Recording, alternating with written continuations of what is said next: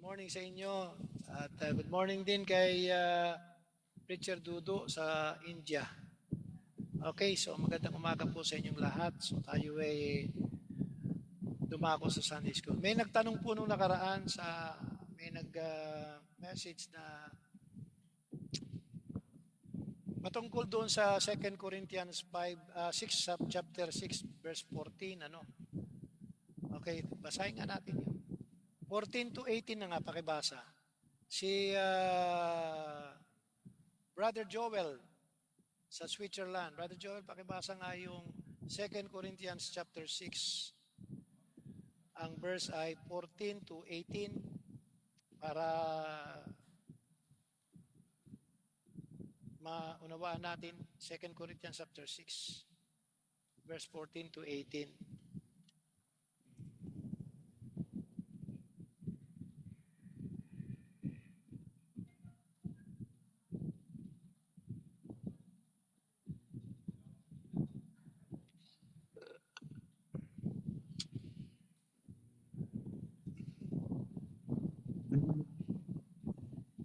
Um, Good morning po. 2 Corinthians 6:14. Okay, sige, brother.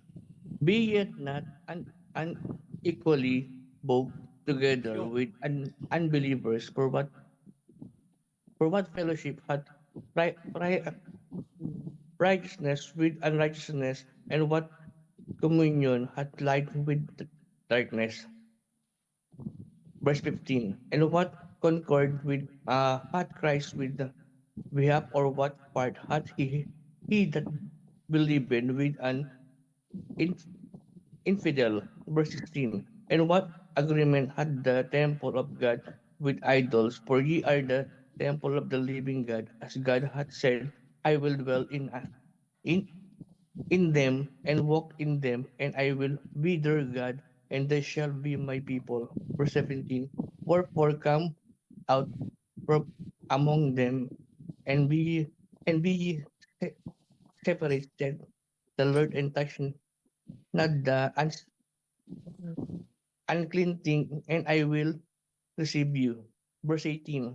I will be a father unto you, and ye shall be my sons and daughters, said the Lord Almighty. okay, so thank you very much, Brother Joel. Ano? Ang tanong kasi, ang tanong po ay hindi raw ito pwedeng gamitin kasi ang konteksto daw nito ay ah, hindi naman sa paghahanap ng life partner. So ang konteksto daw nito ay hindi yon. So hindi daw pwedeng gamitin ito doon sa halimbawa, ikaw ay isang believer, lalaki, manliligaw ka. You will court a unbelieving women or lady or girl. So hindi daw pwede dito. Hindi daw pwede yon dito. Hindi daw pwedeng gamitin ito talata nito. Okay. Sige po, para maintindihan. So yung talata o yung passage ay nagsasabi ng katotohanan. Ano ba yung katotohanan or principles? Ang sinasabi niyang principles or truth is there is separation. Yun lang ang ibig sabihin yan. Yan ay doctrine of separation. Ang passage ay nagsasabi about separation. So ibig sabihin, ang Bible pala, nagtuturo po siya ng doctrine of separation. At yan po yung dapat, yan ang totoong separation na sinasabi dapat ng mga Baptist. Kasi meron pong Baptist distinctive. Yung Baptist distinctive ay nagsasabi ng separation from church and state, separation of church and state. Hindi po ito yun. Hindi po ito yun, hindi po dito galing yung separation of church and state. Which is hindi po yung ibig sabihin ay ang ibig na sabihin ng separation of church and state, the church has no business for intervening in the governance of men or in the government of men. Wala tayong, hindi natin pwede silang pakialam. Sabihin natin na wag ninyong gawin yan. Hindi tama yan. Hindi nating magagawa iyon. Ano? Hindi tayo pwede makialam sa kanilang paggugobyerno.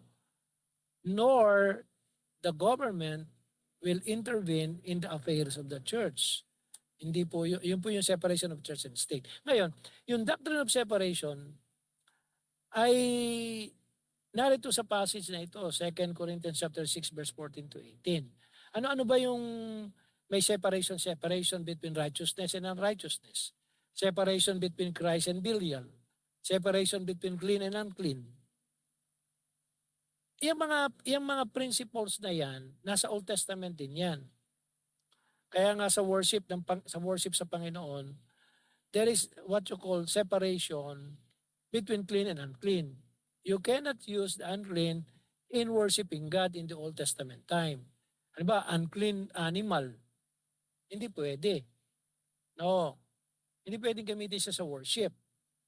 Hindi pwedeng ika nga ay pareho ang si Kristo at ang si Belial. Ang Belial is another name for Satan. It is another name for Satan. Kind of like it is an harlot. Diba? Between righteousness and unrighteousness. So ngayon, that is the principle, that is the doctrine of separation. So ngayon, nanliligaw, merong nililigawan ang believer. Tanong, is this principle or truth applies to this kind of actuation? You are courting an unbeliever or you are entertaining an unbeliever. Yes, because you are a righteous man. Righteous ka eh. Ano? Ang sabi ni Jesus Christ, ang sabi ni Paul dito, be not unequally yoked together with unbelievers. For what fellowship at righteousness with unrighteousness? There is no fellowship between righteousness and unrighteousness. Para mas maintindihan nyo, parang langis sa tubig yan. Hindi pwede maghalo yung langis sa tubig. Iibabaw talaga ang langis. Kahit po haluin nyo ng million times ang langis at saka tubig, hindi po talaga maghahalo sila. Para pong unrighteousness at saka righteousness, hindi pwede maghalo yan. You cannot combine it. You cannot mix it. Kasi magkaiba sila. Diba? Kaya nga separation, magkaiba. Iwalay. Diba? So anong kaugnayan mo? Righteous ka. You are a righteous. When you accepted the Lord Jesus Christ as your personal Savior and Lord, you are righteous. Ngayon, itong unbeliever na, ano ba, girl, na gusto mo, maganda, tipo mo, unbeliever, unrighteous pa siya. He is unrighteous. Hindi siya righteous, unrighteous siya. No, kasi hindi pa siya believer. Hindi pa siya nagkakaroon ng personal relationship with the Lord Jesus Christ. Ayun. Okay. So yung clean and unclean, principles din yan ng separation na ikaw clean ka na, siya unclean pa siya. Anong clean, pastor? Clean ka na because of the blood of Christ. Siya unclean pa because he is not yet a Christian. So hindi pwede sila magsama. So may doctrine of separation. Ang doctrine of separation applies to every sabihin na natin, every ika nga ay course of our life. Halimbawa, sa business. Do you think you can be a successful businessman collaborating with the unbeliever? No, nagko-collaborate ka sa unbeliever. Siyempre, hindi namang may aalis. It is always sabi nga nung isa, SOP raw ika yan 20% sa mga engineer. May kausap ako last time nung Thursday na ang anak niya nasa DPWH. Normal daw yun. Sa mga engineer may 20%. Believer ka. Diba? Are you going to suit your life on that SOP? Siyempre hindi. Diba? If you are a believer, takin mo magta-touch ka galing sa nakaw. Diba konsensyo mo na lang, nilalagay mo yung touch galing sa nakaw, hindi po pera, pinag-imbutan mo, hindi namang iyo. Diba? So yun. Kaya sa business hindi pwede. Unbeliever, what is the ika nga ay his principles about business. Siyempre, they're always thinking of profit. Kahit na they put themselves in a deceptive dealings, 'di ba? Or fraud dealings. So may mga ganon, makikisama ka ba doon? Siyempre hindi. So hindi pagpapalain ng business mo. No. Pastor, paano yung mga nag-i-invest? Halimbawa ay sa mga stocks. Okay, that is an investment. Okay. You have no ika nga hindi ka naman kasama sa pamamahala, hindi ka naman kasama sa kuwan. You just put your money on that, and there is a process on that investment. So ibibigay lang para nag-ipo ka sa bangko, mayroong interest. Parang ganun lang kasi yun, eh. 'Di ba? So wala kang ika nga administrative power on that. You just invest your money. So alam ba sa stock market, mga ganun, investment ang tawag doon. So actually that is not administrative in nature ang iyong pakialam doon. It is purely financial in nature, 'di ba? So, yun ang kwentuhan. Ngayon, it applies to having a relationship with unbelievers. If you're not following this, you will not, ika nga ay experience the blessing of God. What is that blessing? Intimacy with God.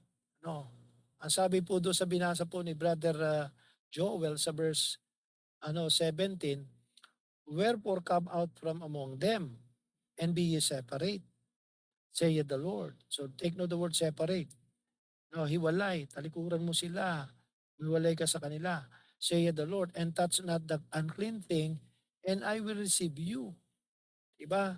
Touch not the unclean thing. Yung boyfriend o girlfriend na unbeliever, unclean sila. They are not clean. They are not yet clean or cleansed by the blood of the Lord Jesus Christ. Diba? So, hindi pwede. Diba?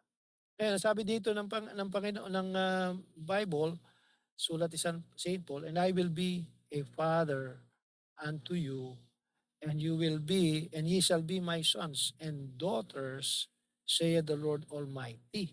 So, iyang verse na yan is a promise of God sa mga sumusunod sa Kanya. Yan ay promise ng Panginoon eh. Yan ay sinabi ng Panginoon na kung ikaw ay susunod sa Kanya, if you follow His principles, His commands, His statutes, His ordinance, ang sabi diyan ay, ye shall be my sons and daughters. Ibig sabihin, intimate relationship. Sabi ng Panginoon. And then sa chapter 7 verse 1, having therefore these promises, that is a promise, dearly beloved, let us cleanse ourselves from all filthiness of the flesh and spirit. So, the spirit of immorality, the spirit of adultery, the spirit of fornication, yan ang mga espiritu yan eh. Yung mga espiritu po yan, kaya mahirap makik-associate with those who are adulterer. Mahirap makipag-close sa kanila. Bakit, Pastor? Kasi they can transfer their spirit in you eh. Spirit of adultery, spirit of fornication, spirit of idolatry.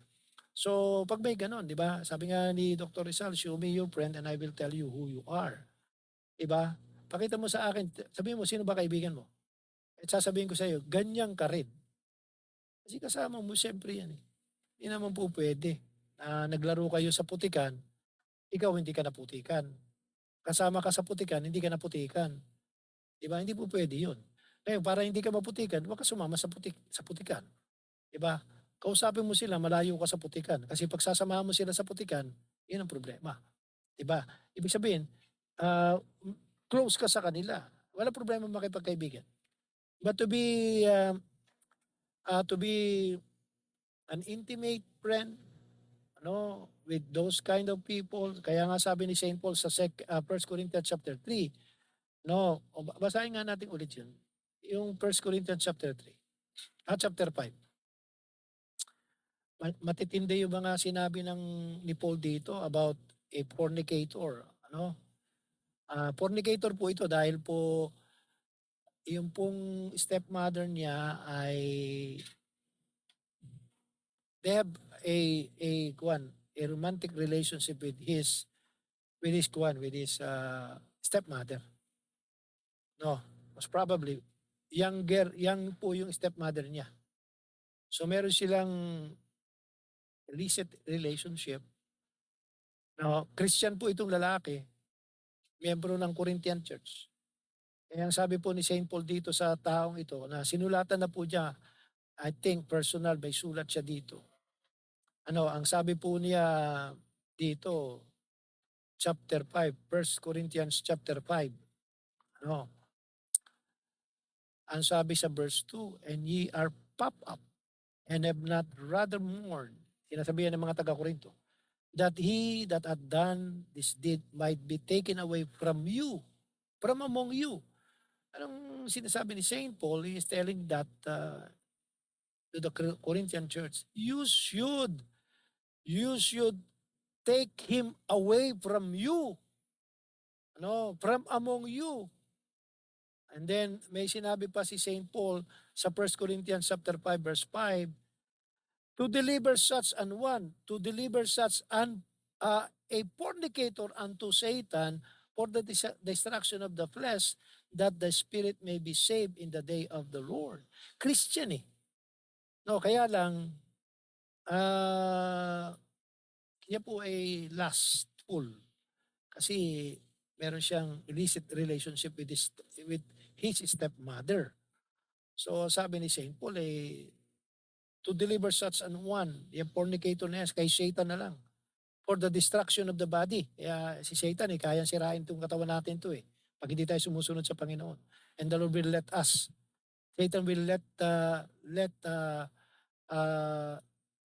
the Lord let Satan to destroy our body with his permission yun And then sabi dito sa verse okay. Basahin natin ito matindi dito sa pagkain pati hindi dapat samahan to Sabi dito, but now I have written unto you, verse 11, not to keep company. Huwag kayong maging close. Ang ibig sabihin don't be close with this fornicator. If any man that is called a brother be a fornicator, or covetous, or idolater, or railer, or drunkard, or an extortioner, with such an one, no, not to eat. Yan yung pagkain lang kasama lang sa kain, bayayain ka lang sa pagkain itong mga katulad dito sinasabi ni Saint Paul. They are fornicator, they are covetous people, they are idolater, they are railer and drunkard. Huwag ka makisama. Don't keep company. Huwag ninyong panatilihin yung pakikisama sa kanya. You can be friend, acquainted friend, but not to be close. No, sabi ni Saint Paul yan. Huwag kayong kumakain na kasama yan. Bakit, pastor? Kasama yan. Tapos may nakakaalam, mga fornicator yan, di ba? Ano yan? Pinapayagan na, kinukonsinti yan. Are they condoning this guy na fornicator? So yun po. And then sa verse 13, tinan nyo tawag ni Saint Paul dyan. Anong tawag po sa person na yan? Sa fornicator na yan? Verse 13, anong tawag po? Sige, basahin nga natin. 1 Corinthians chapter 5, verse 13. Okay, pakibasa nga ni Brother Benji Kabatik.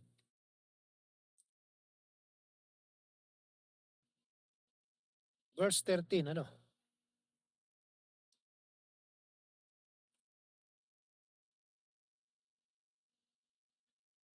Second Corinthians chapter. 1 Corinthians 5:13. 1 Corinthians. 1 Corinthians chapter 5 verse 13. But them that are without God judged.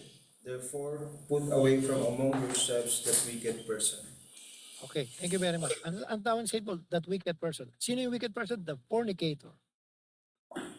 So, layuan ang kanin niya. Okay, makikip company dyan. Diba? Ito, para na maintindihan. They are Christian. They are in a church. no, or he is a Christian, he is in a church, sa Church of Corinth. And he was advised na, he was counseled. No, Christian na to ha, baptize yung mga yan. Baptize to. No, and most probably yung kanyang stepmother is a Christian also. They're all baptized, no, in the church. Pero ano sabi diyan?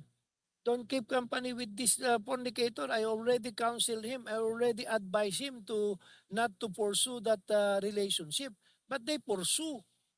He pursue. Kaya sabi ni Saint Paul, makulit pala yan eh. He is not taking my advice. He is not doing what the Lord wanted him to do. Okay, kaya sabi ni Saint Paul sa kanya, wicked person yan. Don't keep company with them, di ba? Or with him. So yun po yun. Ngayon, ano sinasabi ni Saint Paul dito? May separation din. Meron tinatawag na separation from brother, earring. Blatantly earring brother, may separation din. Bakit pastor? Ang tawag po diyan ni Saint Paul diyan para pong libadura yan eh. Ano? Ang sabi ni Saint Paul diyan sa verse 8, therefore let us keep the feast, not with old leaven, neither with the leaven of malice and wickedness. So ibig sabihin, may leaven of wickedness yan. No, but with the unleavened bread of sincerity and truth. At ang sabi ni Saint Paul diyan, a little lump leaven at the whole lump. Kaya ang sabi ni Saint Paul, don't keep company with him kasi makulit siya sinabihan niya, kinaunsilan niya, pinayuhan niya, hindi naman nakinig. So yan, mga baptized Christian po yan sa Corinth. Okay, so ngayon, ano ba ibig sabihin? There is a separation. So, separation from uncleanness, kaya po, ito po, we cannot adopt the thing that this world is doing. Halimbawa, ako, you cannot blame me naman kasi, kaya mo, in my teenage life, ako'y nagna-night club na. Nakikita ko yung drums, lead guitar, bass guitar, drums and cymbal. Ang tawag doon ay combo eh. Combo yun eh. May organ, mayroong organ, yung keyboard, tapos mayroong bass, tapos mayroong yung lead guitar, tapos po ay mayroong cymbals and drums. Combo ang tawag dyan. Nakikita ko sa nightclub yan. Yung tunog, alam ko yung tunog. Dahil ako yung madalas sa nightclub, nakikita ko yung tunog ng mild, tunog ng rock, narinig ko yung tunog ng para bang pop, di ba pop music. Siyempre, maawit sa nightclub ng mga pop music yan eh. Di ba? Tapos ay mga rock and roll, tapos merong mga mild, di ba? Tapos, dadali mo sa church yan, unclean yun eh. Inagamit nila yun, pati yung musika na yun, dadalhin mo sa church, unclean yun eh. Hindi pwede dalhin sa church yun. Kaya we don't believe on having that unless it is used in an orchestra. Kasi sa isang totoong orchestra, may drums, may cymbals, may guitar, may gitara, pero gitara, meron, di ba? Merong mga ganun. Wala sanang masamang gamitin yan kung iyan ay gagamitin mo sa isang orchestra, pero gamitin mo as a combo kasi ang tawag doon. Combo. Diba? Combo siya eh. Tawag namin doon ay combo eh. So, dadalhin mo sa worship place ang combo with the matching sound and music with that combo. Worthy dating doon. Unclean po yun kasi hindi naman siya tunog makalangit eh. Unclean po yun. Kaya hindi natin pwede gamitin yung mga makamundong bagay o makamundong musika sa church tapos tayo mag-worship. Meron pong prescription ang Diyos sa worship at yun ay dapat alam natin. At isa sa mga prescription ng Panginoon sa isang worship for Him is dapat clean ang dadali mo sa loob ng sambahan. It is a clean thing. It is a clean music. It is a sacred music. It is a holy music. Pag dinala mo, yung tunog ng sanlibutan sa loob ng iglesia, hindi na worship sa Diyos yun. Entertainment na yun sa inyo. O entertainment na yun sa mga nagsasabing nagwo-worship. Kasi ang gusto nila entertainment. So yun po So, ang ibig ko sabihin, this truth, doctrine of separation, applies to all walks of life. No? Sa lahat ng gusto nating ipamuhay, di ba? Barkada. Ano bang pipili mong barkada? Di ba? What company do you want to belong, di ba? Mag-ingat tayo doon. Di ba? Mag-ingat tayo sa ating mga company. Kaya nga, merong church kasi the Lord wanted us to enjoy fellowship with co-believers and not to unbeliever. Di ba? Gusto ng Panginoon, sa believer tayo mag-enjoy kasi believer tayo eh. Ano, can we feel enjoyment with the unbelievers? Doing the worldly things, tapos nandun tayo. Di ba? Ako nga I attended the 45-year uh, year reunion ng aming batch sa high school. Eh, nasabihan ako magpipray, edi nagpray ako. And after that, umalis na ako. Kasi alam ko na mangyayari eh. No? Eh, siyempre, magsasayawan sila. Ano, eh, hindi ako pwede sasayawan. Bakit I will spend my life there, no, na hindi na ako masaya doon sa sayawan. Sana nung araw pa, nung kami mga high school, di ba? Kami mga high school, talagang lahat, sana do, di ba? Ano ba na yung sana do? No, sana do, ano pa ba yan? High school life, di ba? Yung mga tunog na ganyan, mga makasanlibutan. Talagang sumasayaw tayo, di ba? Eh ako'y mananayaw eh, ng eskwelahan eh. Ano, ako'y nakakuwang mananayaw eh. Di ba? So, sumasayaw tayo, kaya lang, di ba? I become a Christian. Am I happy? Am I, ika nga um, can I feel joy on that? Hindi na, siyempre, hindi na. Kaya umalis na ako. Sabi ko, bahala na lang kayo. Ayun, eh, pinanood ko na lang doon sa mga live nila at saka sa mga post nila. Eh talaga may sayawan, di ba? So, yun.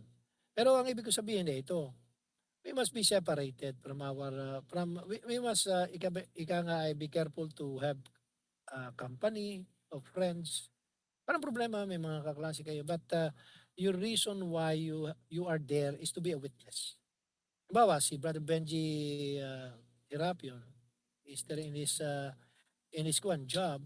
What is the reason why God put him there? To be a witness. Why God put you in a school? To be a witness. Why God put you in a teaching job with the unbeliever? To be a witness to them. No, di ba? Yun ang purpose yan. Not to be worldly, but to be a witness. Di ba? So yun po yung dapat natin gawin. Kaya be careful of company you are choosing. Ano, at saka yun po, be careful of people you entertain in your life, whether that is ika nga ay opposite sex or same sex, di ba? Minsan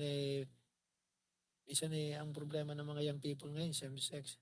Wala naman silang ganun, pero dahil lagi sila magkasama, naghahawakan ng kamay, ano, di ba? Holding hands, they feel something pagka ay bakit yung diablo, when you do that, you feel something, ano? Di ba? Kaya ako, may kaibigan din ako. May BFF, minsan nga sabi ko, totoo, sabi ko, huwag mo nga akong hawakan ng kamay. No, tayo bang dalawa? Tayong lalaki ha. Hinahawakan ako sa kamay, ginagano ko. Gusto maglalakad kami holding hands. Sabi, tigilan mo ako. Tigilan mo ako, hindi tayo. Para tayong lalaki. Sabi ko, hindi. Para tayong lalaki. Hira, di ba? Yung mga ganyan, yung walang problema. Makipagkaibigan kayo, pero may limitation kasi sa friendship eh. Di ba? Kahit girl and girl, boy and boy, no, kayo po'y wala namang problema magbeso-beso ang girl-girl. Pero yung lahat ng lakad niyo holding hands kayo, there is something wrong na with that. Ano, wag ninyong hayaan ipa-feel sa inyo ng diablo ang ibang damdamin. Di ba? So, ang diablo ang nagbibigay niyan. Walang nilikha ang Diyos na may feeling ganyan. Kaya lang po, ang tao na i-stir up sa kanyang weaknesses. No, the devil is stirring up, the sin is stirring up his weaknesses on her weaknesses. Okay, di ba? Yung pinag-aapoy yung kanyang kahinaan. Di ba? So, yun po ang isang bagay na dapat natin gawin. We should be separated from that, from unrighteousness, from Belial, from, ika nga, ano yun, napakadaya talaga ng sanlibutan na ito. Minsan ako yung nag-iisip. Sabi ko, bakit ito'y tanong ko lang, baka may gusto sumagot. Bakit yung Starbucks, ang nakasulat sa kanilang kuwan ay babaeng may corona? Ano ba yun? Ano bang pinagmulan nitong kanilang, anong tawag dyan? Logo na yan, ano? Sino ba yun? Di ba? Kasi napapaisip, dapat ba akong mag-Starbucks? Napapaisip din ako. Meron siyang itsurang ganun. Hindi pwedeng maggawa yung business o business na to ng isang bagay na logo na there is no something behind it. Laging meron eh. Ayun, baka may alam po kayo doon. Sa Starbucks na babae, tapos may corona. Parang corona yun, di ba? Corona yata yun eh. Tapos may ganon. Hindi ko alam kung ano, hindi ko pa na-search. I-search ko, i-google nga ninyo. O i-AI ninyo. Ano ang ibig sabihin noon? Bakit nag-come out sila sa ganon? Di ba pwede namang salita lang Starbucks? Pero bakit may kuwan? May ganon. Babaeng may kuwan. Kaya minsan pag ako'y nasa Starbucks, am I going to drink something from this? Hindi ko alam kung bakit meron silang ganong larawan. Diba? Do I need to separate myself from this? No, di ba? So, siyempre, this world is very deceitful. Napaka-deceiving ng word na to. Lahat ay ipinapackage into a beautiful package, into a pleasing and acceptable package na hindi nating alam. Meron pala silang behind that. Parang kuwan yan eh, backmasking nung araw eh. Ano, yung awit nga na Another One by Sidas, ang ibig palang sabihin nun, pagka binaligtad mo nun eh, I love to smoke marijuana, I love to smoke marijuana, I love to smoke marijuana. So nasa likod nung backmasking, nung kuwan na yun, nung tape na yun, ay yung idea na ipinupus ka to smoke marijuana. Pero ang awit na yun, Another One by the Dust, Another One by the Dust. Diba? Pero ang backward masking noon, I love to smoke marijuana. I love to smoke marijuana. So, hindi natin alam yun. Pero nung araw, paborito nating awit, ang paborito ko yan. Di ba? Ano ba yung isa? Hotel California. Paborito ko ring awit yan. Pero pag-aaralan mo yung Hotel California, sa lyrics pa lang, malalaman mo, it is not a song dedicated for anyone but for Satan. For Satan worship. Pero inaawit natin yan. Nakakaawit tayo yan. Baka nga yung iba sa inyo, kung meron kayong natatago pa mga plakan yan, pakisunog na ninyo. Alam ba ninyo ang pinakang idea ng awit na yun ay parang itinataboy na ang Holy Spirit sa buhay nila. Ang tawag doon ay blasphemy of the Holy Spirit. Paano pa tayo maaawit niyan? We love that song. Tapos ang ginagawa nila is blasphemy of the Holy Spirit na. Diba? Si Anton LaVey ay isang founder ng Church of Satan. Diba? So, na sinasabi dun sa awit na yun, isa sa mga tinutukoy doon. Diba? So mga kapatid, aawit ba tayo noon? So may separation. Unclean yun. We should not be partakers of that unclean. No. Pero, yan, baka gusto niyo kong i-feed about Starbucks, ano. Hindi ko kasi pa masyadong inaalam yan. Bakit ang kanilang drawing ay ganun? Bakit babaeng may corona? Yan ba yung Pastor Ben na sinasabing sa Revelation na harlot, Babylon? Yan ba yung babaeng yon? Yan ba yung Queen of Heaven na sinasabi pa sa Old Testament na tumutukoy not for anyone but for Belial? Okay? War siya, war. Harlot siya. So, hindi ko alam. Kayo na mag-research. Ipid na lang ninyo ko. No. Bakit ang drawing ng Starbucks ay ganon? Kaya ang tanong, are we going to separate ourselves from patronizing it? Diba? Kayo na din na mag-conclude nun. No. Kasi kung halimbawa, we are supporting that. Katulad nga na nabanggit ko the last time na, bawa, pastor ka, pinag-aaral mo ang anak mo. Halimbawa ay sa University of Santo Tomas, which is napakabagandang eskwelahan.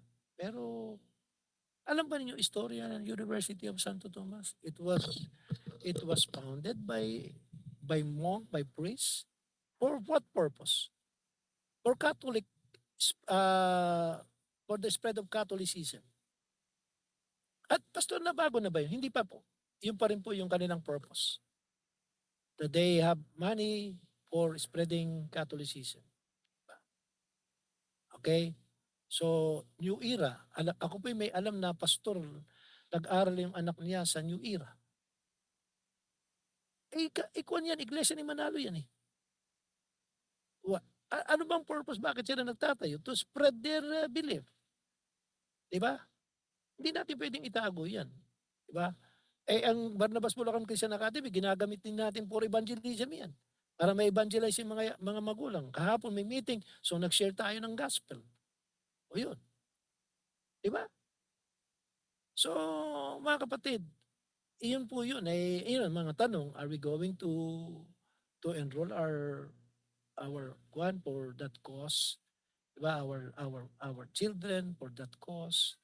Magandang eskwelahan, pero siya lang ba magandang eskwelahan? At tanong, bakit lagi bang base ang eskwelahan para matanggap ka sa trabaho?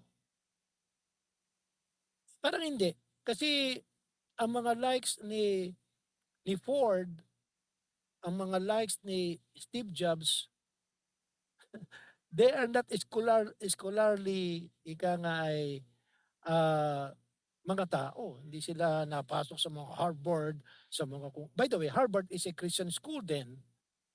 Diba? Mga eskwelahan na tinayo yan ng mga Christian eh. Diba? Pero, yung babatayan mo, kaya ipapasok, kasi doon maganda eskwelahan, madaling mapasok. Hindi totoo po yun. Tandaan niyo, ang hinahanap po sa isang company, hindi po yung ganda ng eskwelahan. Karakter po kasi hinahanap. I know a story na merong isang bata galing sa isang sikat na eskwelahan at siya po ay magna cum laude. Nung pumasok siya sa eskwelahan, di in-interview ng HR. Alam mo, ang sabi ng HR, you may come back, but would you please make a note to your parents thanking them? Tayo mo sinabi ng HR yun ha, would you please make a note to your parents thanking them? And then you come back. Tayo hindi tinignan ng eskwela, ang tinignan what is your character? Are you thanking your parents? Diba? So yun ang isang bagay. Kaya hindi naman po, yan sipag, yung magandang tumarabaho. I remember a time na meron akong nabasa, isang bata na simula't simula, lagi na lang, his father is telling him, please turn off the light. Ganun lagi yung sinasabi. Araw-araw. Please, clean up your shoes and your ganito ganyan. You clean up the sala. Always yun sinasabi. Every night, you turn off the light. Di laging ganun. Ganun siya lagi ng ganun nila. Hanggang nasanay siya. One day, nag-apply siya sa isang company. Yung company po, maraming applicant. Hindi lang siya, marami. Ngayon, itong batang ito na upo, naghintay before his name called, nandun siya sa parang lounge. And he sees something na Sabi niya, very magulo naman magulo tong mga dyaryo. Ang ginawa niya, inayos niya. And then, yung doormat, nakita niya, ang daming buhangin. Ang ginawa niya, pinagpag niya. Tapos kinuha niya, may natin walis, winalis. So, tinawag na yung pangalan niya. Yung HR, ang tanong sa kanya, how much salary do you want? Yung tinanong sa kanya, how much money do you want? Yun ang unang tanong. Hindi pa tinatanong hindi tinatanong yung kanyang sangkang eskwelahan. Ang tanong, how much salary do you want? Tapos nagtaka yung bata, sabi niya, "Teka mo." Tapos sabi niya, okay, please see this. Watch this. Binuksan yung CCTV, yung monitor ng CCTV. Watch this. Are you that? Yes, sir. How much salary do you want? Kasi, hindi inuutusan, ginagawa. Alam niyo ang karakter na gusto ng company? At ito, practice ito ng Jewish people ha. Ito'y tinuturo sa Jewish culture. Before 18, ang mga bata, tinuturuan to have initiative and to be reliable. Pag sinabing reliable, always available. Yan ang tinuturong karakter sa kanila. No, their parents is teaching them to have initiative and to be reliable. No, alam ba ninyo na ilang bang porsyentong bilyonaryo sa mundo na Hudyo? I think parang 4% ng mga billionaire sa buong mundo Hudyo. Hudyo. Why? Because they learn to behave themselves. Sabi, 1/3, ang mga bata raw, bago sumapit ng I think 13 years old, their parents is teaching them, the Jewish children, tinuturuan sila to, number one, 1/3 of their money ay dapat gamitin sa kanilang needs. 1/3 is gagamitin for savings and 1/3 gagamitin for giving. Kaya hindi nawawala sa kanila giving. Yung 1/3 ng pera nila, ang ibig sabihin niyan, it is about 35% of their money should be for giving. For giving. Because they are practicing tithe. They are practicing giving. So, 35%, almost 35% of their money ay napupunta sa pagbibigay. 35%. So, and the Lord bless the Jewish people. They are the rich people all over the world. Diba? Okay? So, ano ibig sabihin? Ang tinitingnan ng Diyos, character, hindi po yung pinagtapusan ng anak nyo. Kaya turuan natin magkaroon ng mabuting ugali yung mga anak natin. Marunong mag-take responsibility, marunong maging accountable, maging reliable, dependable, naaasahan. Diba? Okay, so yun po. Siguro hanggang doon lang tayo. Okay, meron tanong. Ang ating lesson is about separation. We need to separate ourselves from unrighteousness. If we are a righteous person, we need to be separated from the work of the devil, because we are Christian, and we must separate ourselves from uncleanness, because we are already cleansed by the blood of the Lord, by the blood of our Lord Jesus Christ. So yun po ang dapat natin gawin. We must be separated in order for us to be blessed, to have an intimacy with God. Great relationship with God will result a great blessing. Matthew chapter 28:19-20. Go ye and teach all nations, baptizing them in the name of the Father and of the Son and of the Holy Ghost, teaching them to observe whatsoever I have commanded you, and lo, I am with you always. If you have a need, but Preacher Angelo, if you have a need and the Lord is with you, hindi kaya tutulungan ka ng Diyos sa pambayad doon sa inyong place of worship because you are doing God's will? Diba? You are doing Matthew 28:19 to 20. And lo, I am with you always. Kasama mo, Panginoon, may babayaran kayo. Hindi kaya tutulungan ka ng Diyos, kasama mo siya. Di ba? So kung ang Diyos ay sinusunod mo, sineseparate mo yung buhay mo for the gospel's sake, hindi kaya kasama mo, Panginoon, pag nagkasakit ka, kasama mo rin siya sa sakit mo. Hindi kaya pagka halimbawa ay you have a problem, at ginagawa mo yung gusto ng Panginoon sa buhay mo, and the Lord is with you, hindi kaya ang Diyos ay ibibless ka. Alam ninyo, ang naging puhunan lang ni Joseph sa Egypt is, and the Lord was with Joseph. And he became a prime minister. When he was in Potiphar's house, and the Lord was with Joseph. When he was in the prison cell, and God was with Joseph. Anong dulo? The Lord blessed him.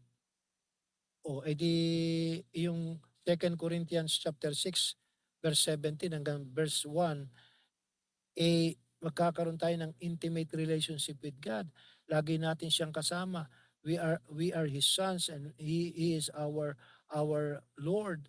He is with us, and the Lord was with us, and the Lord bless us. Diba? So yun po, hanggang doon lang tayo, and praise the Lord sa ating pong mga kapatiran na narito ngayon, at pag-pray po natin patuloy yung gawain di sa Tanay. So praying na, gusto ko lang po sabihin sa inyo, tulungan ninyo tayong mag-pray. We are obeying the Great Commission, at alam ko sasamahan tayo ng Diyos at kasama natin ng Diyos. Ang roofing materials po ay 499,854. Para madali na lang intindihin, kalahating milyon po. Yung pong roofing materials lang. Wala pa po labor doon. So ibig sabihin, yung yero at yung mga gagamitin, piyesa, is kalahating milyon. Kaya you just pray for it. We are doing the will of God, and we know in His time He will give it to us. So yun po. Kaya ay karaniwan po kasi, para alam din naman ninyo, ang cost po kasi ng labor, ito bubong pa to, ipalagay ko 50-50. 50% ng material, cost of material, yun ang cost ng labor. Kasi bubong ito eh. So, ibig sabihin, ang labor pala niyang kalahating milyon na materials na yan ay 250,000. So, ibig sabihin, ang kailangan 750,000. So, malaki pag-iisipin, pero kung ang ating iniisip ay ang Diyos natin, maliit sa Diyos natin yun. Malaki para sa atin. So, anong gagawin natin? Ay di lakihan na lang natin yung pananampalataya sa Diyos nating malaki. Malaki na sa atin yun. Ay di ang kaya lang natin gawin, palakihin natin ang pananampalataya natin. Diba? So yun, pag-pray lang po ninyo, at isama po ninyo sa prayer yung ating mga gawain dito sa church. Meron pong camp, meron pong, itong ating mga brethren na pupunta dyan, na bahay sila ay makapasa. Sila ay mapapasok dyan sa UAE. Ang Diyos ang magpapasok sa kanila. Okay, siguro kung walang tanong na, ay tayo magpipray na po. Message na lang po ninyo ako. Okay, sige po tayo magpray. Dear God and Heavenly Father, thank you so much for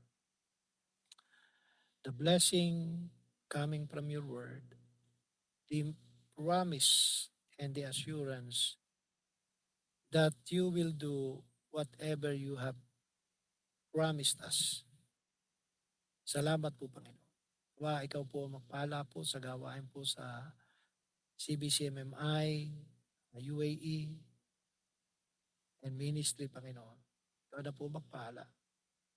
Praying for the rent for the place of worship for CBCMI Switzerland, and praying, Father, that you will provide their needs. Also praying, Father, for those brethren who are coming there, or coming or will come to UAE, Dalayan ko po, Panginoon, na you allow them and permit them, Lord, to be there in the United Arab Emirates, to be in the United Arab Emirates. Dalayan ko nga po, Panginoon, patuloy ang iyong saganang biyaya at awa sa kanila. Salamat po and bless Pastor Ben, Pastor Jake, Pastor Preacher Edmond, and all the Preacher Benji, Pastor Jake, for his needs, for his plan to go to Australia. Praying, Father, that you will bless each and every preacher and pastors and churches and outreaches of CBCMMI.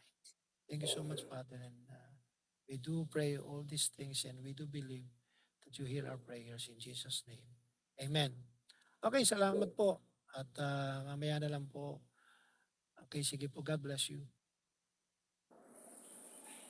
Amen. And salamat po, Pastor Cornelio, sa pagtuturo po. At ngayon naman po ay tayo po ay dumako naman po sa ating announcement at tawagin ko po si Pastor Ben, our senior pastor.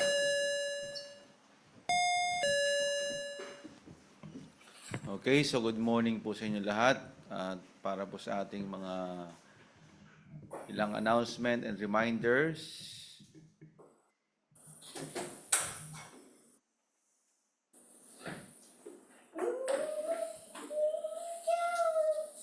So yung pong Al-Ain at saka yung Dubai ay meron po sila ngayong joint service, no? Simula pa sila nung kahapon hanggang ngayon kaya hindi natin sila nakasama. So yung Dubai ay nasa Al-Ain ngayon, ano? So they have a fellowship. And yung ating pong ang De La Cruz family ay ngayon po ay nasa Iloilo at ngayon po ay kasal ni Pastor James Edward Jaba, no? Yung anak po ni Pastor yung anak po ni Pastor pangalan nabi? Tatay niya? Pastor Ed, no? Pastor Ed Jaba. Okay? So, sila po ay umaatin ngayon sa kasal ni Pastor James. And sa lahat po ng hindi pa nakakaalam, no, ang ating pong kapatid na si Brother Glenn, na member po dito sa Ras Al Khaimah, and also yung nanay ng namatay, Sister Lisa, ay member din natin dito sa Ras Al Khaimah. And even yung namatay, ay member din natin sa Ras Al Khaimah. Na si Karen ay ililibing po ng 24, no? Sa Tuesday. So, nag-send na ako ng messages sa mga outreaches. So, yung lahat ng gustong magbigay ng love gift para po bilang pakikiramay, no, sa ating kapatid na namatay, no, pamilya na namatay, ay magkaroon po kayo dyan ng love gift offering sa inyong mga mission and outreaches. Pagkatapos po ay ipadala po ninyo kay Sister Jo at ipapadala natin ng minsanan, no, sa ating kapatid. At meron pong every night doon na evangelistic. Ang pastor po doon ay si Pastor Andy Espeña na isa rin nating missionary na sinusuportahan doon po sa Laguna, no. So every night meron pong necrological service, and then also sa final day ay magkakaroon po huli ng service hanggang doon sa sementeryo bago siya tabunan ng lupa, no. So yun ang aking bilin kay Pastor Andy na walang kaluluwa na makikiramay na hindi makaririnig na salita ng Diyos, no? So magamit natin yung every night na burol para makarinig po ng salita ng Panginoon. Okay? So kung nakarinig kayo ng mga video ng mga live, napakaganda ng testimony ng mga kapatiran at saka nung asawa ni Pastor Andy, tsaka si Pastor Andy, no, bilang pastor ay ang maganda kay Sister Karen ay namatay ng aktibo, no? Aktibo sa paglilingkod sa Panginoon, no? At dito hindi siya ganun, no? Hindi po siya ganun ka-aktibo, pero doon ay naging mas aktibo siya, no? So meron talagang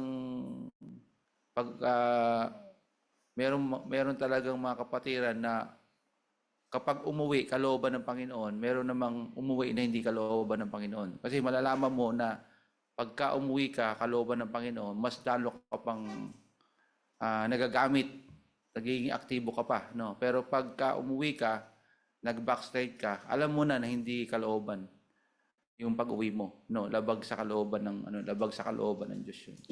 Okay, so sa ngayon bilang pastor, nakita kong kalooban ng Diyos na umuwi siya. No, kasi mas naging aktibo siya, no, kaysa sa dito, no. Okay, so yun po at kung sino man po sa lahat ng mga nakakakilala kay Brother Glenn, kay Sister Lisa, or kay Sister Karen, hindi tayo mag-aabuli doon sa namatay, no.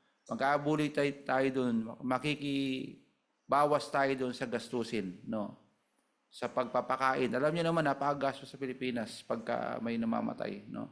Yun namang iba, pagpupunta, mas malaki yung kakainin kaysa iabuloy, no? Isa mag-abuloy ng 20 pesos, tapos kakain ng 100 pesos. So, abunado pa yung namatayan, no? So, minsan naman talagang wala nang dala, lamay lang. So ang problema diyan, hindi lang night, may breakfast pa yan, may lunch pa yan, may 3 beses ka magpapakain, no? Kung isang linggo yan, ay hindi biro-birong gagastusin. Iba pa yung upa doon sa serbisyo ng funeral parlor. Hanggang doon pa yan. Ay, naku, napakadami. Kaya huwag kayong mamatay, no. Bawal mamatay, no. Okay? So, next.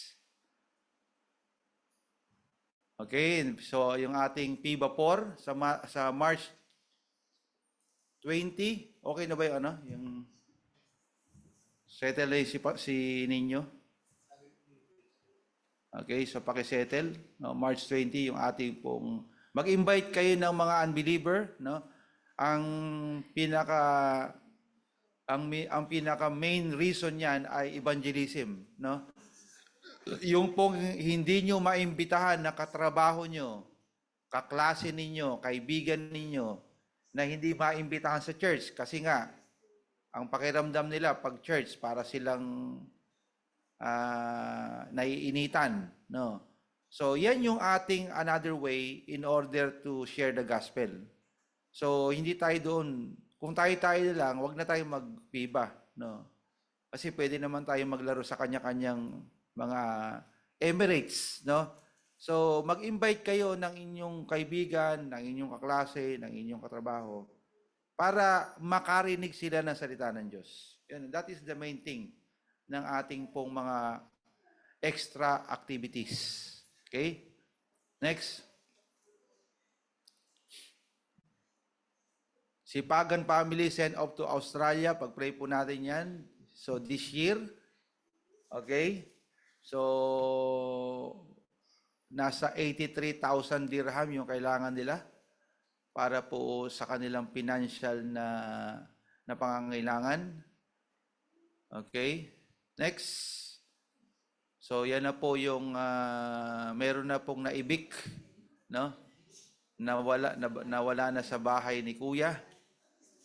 Okay? So yan na po yung latest po na mga kapatiran po natin na galing sa Pilipinas at magiging bisita po natin sa April sa church organization at saka sa mission anniversary ng Sarja, no. So asahan po ninyo lahat yan ay makapupunta sa ating mga mission and outreaches. No? Okay.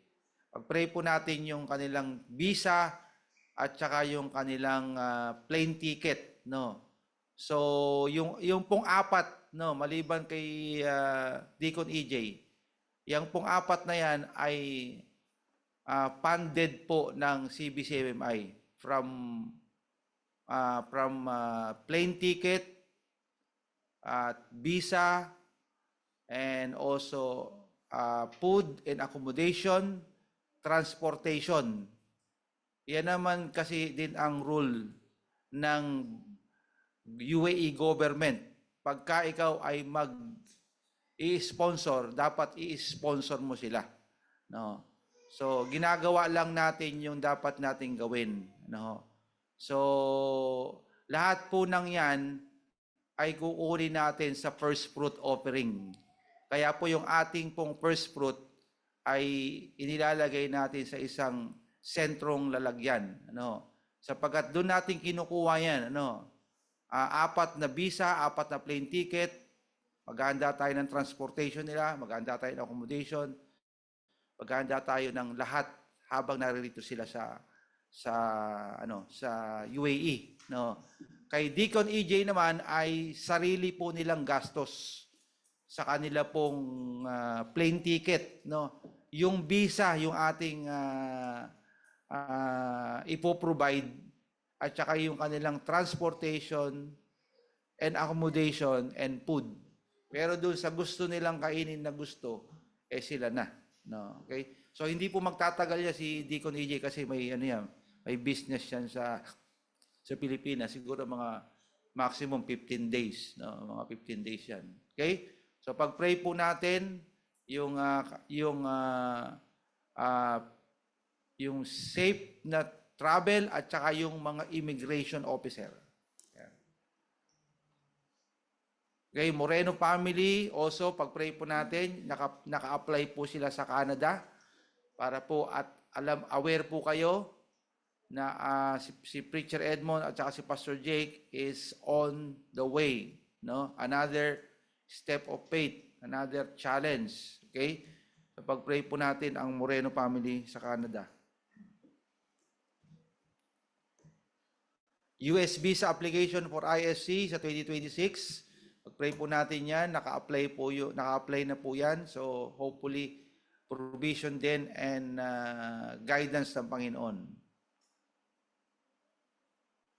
Okay, so Tanay House Church, katulad po ng in-announce si Pastor,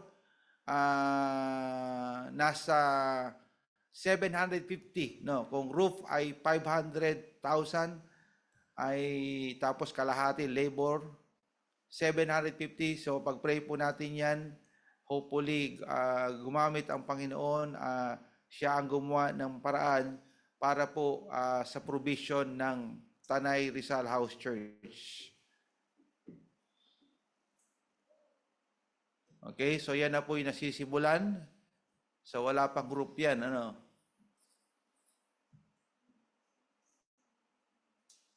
Okay, Binalonan.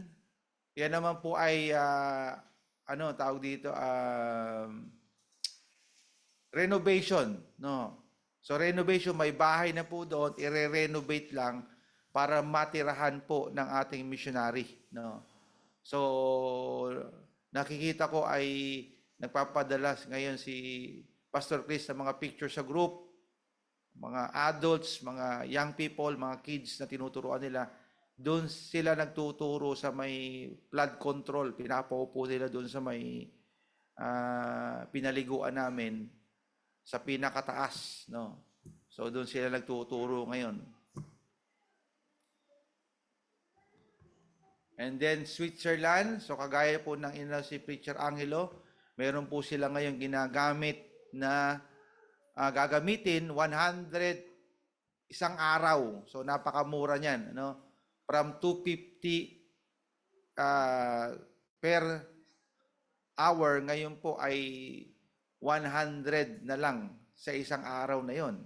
Dati per ora, no? So pag-pray po natin na gamitin ng Panginoon ang mga kapatiran diyan na magkaroon po siya ng commitment every week, no, bawat dalo katulad ng ginagawa natin dito before sa Royal Hotel.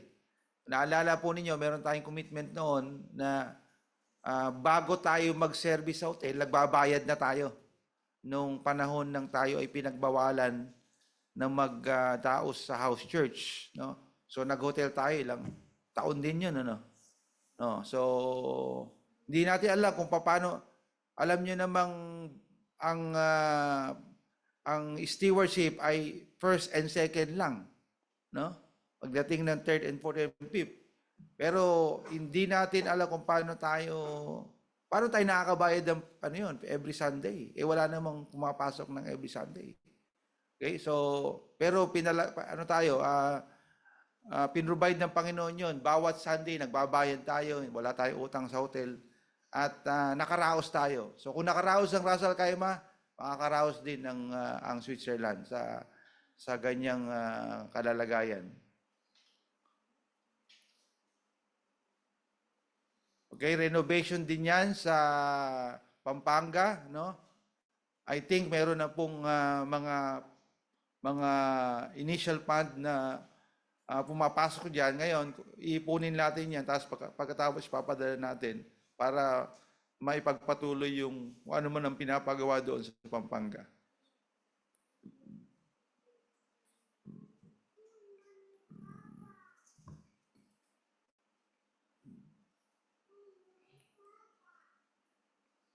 Okay, so kahon ng pagpapala, yung pong ALA napadala na po sa Oriental Mindoro, yung sa Sarja naman napadala na po sa Bicol, yung Switzerland ay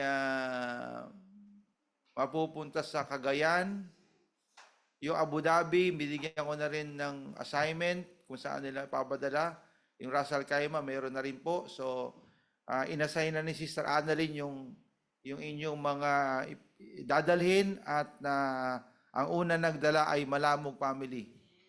Amen. Okay, nandiyan na po sa harapan. At ganoon din po sa mga iba't ibang outreaches natin, ipapadala po natin yung mga pangalan na napadadalhan po ninyo. No. Okay, next.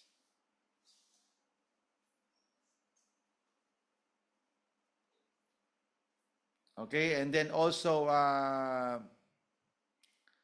yung pong kapatiran po natin na still naghahanap po ng trabaho, no?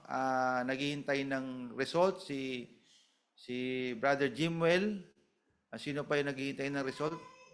Ana? Salamat sa Panginoon, si Ryan nagsisimula na. Okay? Anything else? Meron pa bang nakalimutan tayo? And then also, nandiyan ba si Preacher Angelo? Si Brother Joel, nandiyan ba?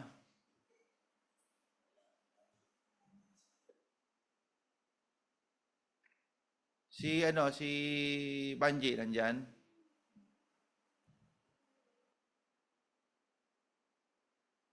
Okay. Sister Jan, i-update mo nga yung about sa tricycle. Anong update natin doon?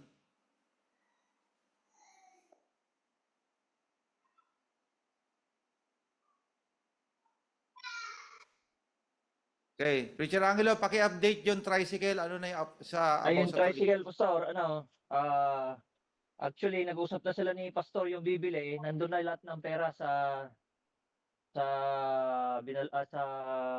Santa Maria. Bibili na lang, inaantay na lang yung kung ano yung pag-usapan nila, Pastor, kasi under sa church yung kailangan nang pumirma si Pastor Cornelio doon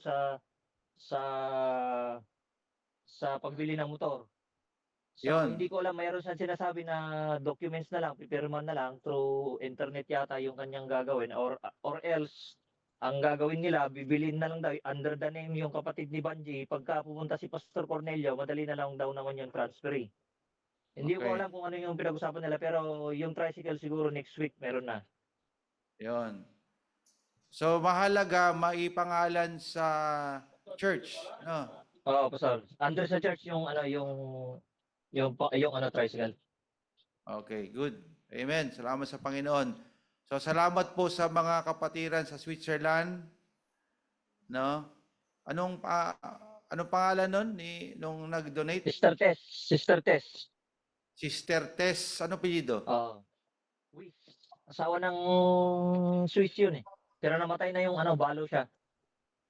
Okay. Tess Swish. Wish. Wish. Okay. Bakit ang pangalan niya? Wish siya. E-S. Wish. Okay, so sige na. Test healing na lang, test healing.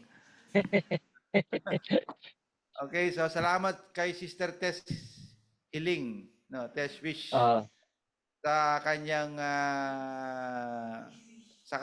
donation, ano, na magkaroon po ng tricycle, brand new tricycle. Bago po 'yun, ha. Bago ang motor, bago yung sidecar.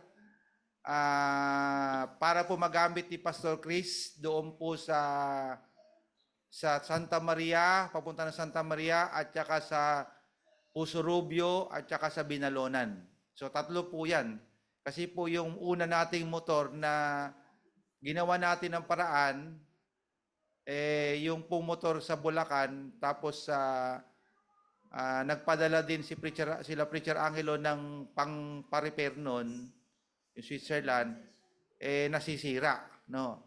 Tapos yun namang sidecar na inayos naman, winelding din naman din, ano. So talagang bago dinala doon, winelding sa San Nicolas, Bulacan. So medyo delikado din. Siguro doon na lang yung sa Bayan-Bayan, no. Pwede doon yung sa Binalonan, pero kasi nung ako'y pumunta doon, yung pong mga ano doon, mga bus, mabibilis. Pagka tricycle ka, ay itataboy ka ng sa hangin. So kung hindi mabigat-bigat yung sasakyan mo, talagang itataboy ka, no? So mabibilis pa. Pag pumunta ka na sa Santa Maria, tsaka doon sa may Puso Rubio, doon sa pinadala na tricycle, malamang talagang itatabi sila. Sa gaan nun, ha? Sa gaan. At saka humihinto pa, no? So, salamat sa Panginoon at nakita siguro ng mga kapatiran sa Switzerland ay sila na po ang nag-donate, no? So, purihin po ang Panginoon at nawa ipagpalain ng Diyos kung sino man siya. Hindi natin pa siya kilala personal, pero at least gumagawa ang... Hindi, Pastor, makikilala mo someday kasi gusto kong i-ano niya sa makapag-announce kayo kahit na pag may service kami. Mag-announce lang kayo ng mga 15 minutes para ma-meet kayo lahat. Sige. So at Sige. least unti-unting gumagawa ang Diyos sa Binalonan at ang ginagamit din yung Switzerland, ano, na kung saan sila Preacher Angelo din at ang mga kapatiran doon. So ilalagay po natin doon yung logo ng Switzerland doon sa may tricycle, no. So at least alaala nila 'yon. Kaya po sinikap ko na sabi ko kay Preacher Angelo, kailangan maipangalan sa church, no? Maipangalan kay Pastor Cornelio, pumirma si Pastor Cornelio para at least walang mag-aangkin doon, no? At kasi kawawa naman yung gawain pagka may kumangkin nun, ayun ay para sa gawain ng Panginoon. Okay? So yun po. Anything else? Meron pa ba tayo nakalimutan? So pag-pray po din po ninyo yung anniversary ng Switzerland na kung loobin ng Panginoon, kami ang pupunta doon. So dialakad na ni Ate Kati nyo yung application sa Switzerland, no? Okay? So pag-pray po niyo kung kalooban ng Panginoon makapunta doon, di kalooban ng Panginoon, at maging free po ako, no? So pag-pray po niyo si Ronald, siyang ilagay ko doon kapalit ko. Pag pumunta ako recommend ko na for many days siya yung in charge doon, no? At pag-pray niyo din si Ronald na matapos niya maihabol niya. Ano bang araw ka na, Ronald? Sa ina-update mo, anong araw ka na? 10, 11. 14, ang bilis niya. No? Nung dumating siya, isang buwan yun eh. No? So nahabol niya na. No? So pag-pray po niyo bago magkatapusan, na mahabol niya. Kasi pag nahabol niya, madali na lang yung daily. Madali na lang. Kaya lang napending dahil sa walang gumawa talaga. Tapos panahon pa ng tag-ulan. So yung reporting na kailangan niya, yung sa RACTA, no? Yung sinesenya yung report ng RACTA, yung RACTA bus dito. Tapos yun sa may police ng PSD, yung sa RACAB, siya din na mag-send doon. So tapos yung updating, mag-pray ninyo. Tapos may magbabakasyon pa ngayon, siya din yung papalit sa HR naman, yung sa passport naman yon sa mga, siya yung mag-aasikaso ng leave ng mga basta sa patungkol sa sa movement section So pag-pray nyo din po kasi kung ako'y pupunta na Switzerland, siya yung pinaka ko. Siya na yung i-recommend ko na pumalit sa akin. No, so katalinuhan sa kanya, and then also yung kanilang lupa maibenta, no. Gusto po nila ibenta yung house and lot nila doon. House and lot ba yun? House and lot nila sa Tugigaraw. So may kumuhang kapatiran doon sa NBC, no. Kay Pastor Biton at saka kay Pastor Mark. Okay? So tayo po ay bumalik na kay Brother Benji Kabatik. Amen. Salamat po, Pastor Ben, sa inyong pong announcement. Tayo naman po ay dumako po sa ating pong doxology at hindi imbitahan ko po ng bawat isa ay tumayo. At tayo po ay dumako sa doxology. Praise God from whom all blessings flow. Praise Him, all creatures here below. Praise Him above the heavenly host. Praise Father, Son, and Holy Ghost. Amen. Tawagin ko po si Preacher Andrew Guadalupe para ilid po tayo sa doxology po. Offertory.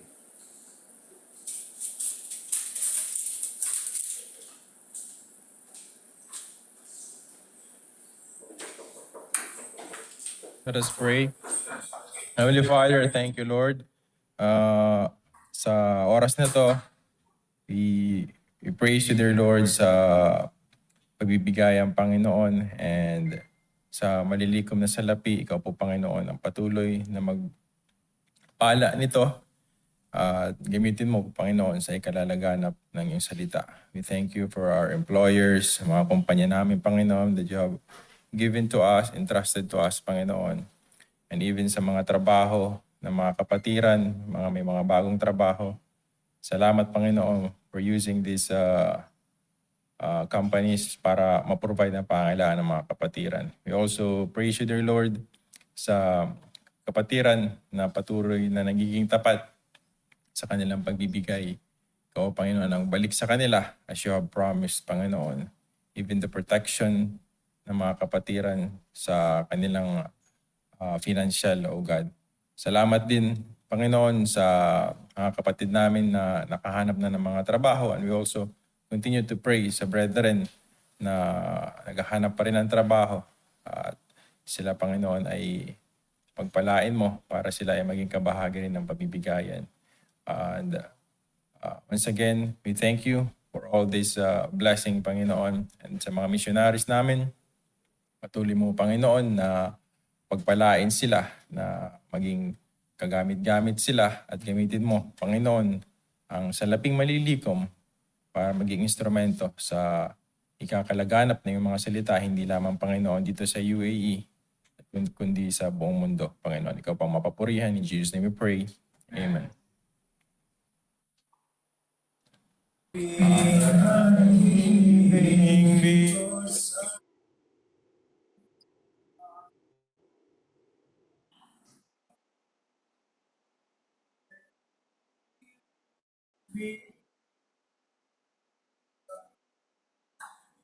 I